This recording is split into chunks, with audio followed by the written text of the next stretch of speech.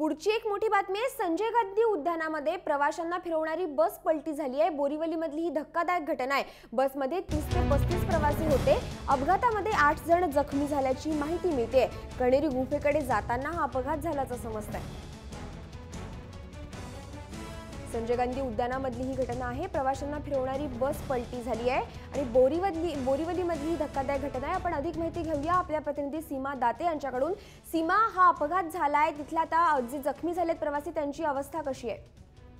नक्कीच तर संजय गांधी उद्यानामध्ये हा अपघात झालेला आहे आणि एक जी बस आहे ती प्रवाशांना नेहमी फिरवत असते।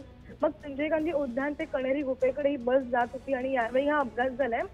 एकूणच या बसमध्ये 30 ते 35 प्रवासी होते आणि बस पलटल्यानंतर 7 ते 8 प्रवासी जे आहेत ते जखमी झालेले आहेत। मात्र मोठी दुखापत नाहीये, किरकोळ अशी दुखापत जी आहे ती या प्रवाशांना झालेली आहे आणि जवळच जे रुग्णालय आहेत, मग डॉक्टर बाबासाहेब आंबेडकर रुग्णालय असेल, या रुग्णालयामध्ये या सगळ्या रुग्णांना दाखल करण्यात आलेलं आहे आणि सध्या यांच्यावरती उपचार सुरू आहे। मात्र आता जी प्रशासनाकडून मिळणारी माहिती जी आहे ती अशी माहिती आहे की सध्या ज्यांच्यावरती उपचार सुरू आहे त्यांची परिस्थिती आता बरी आहे।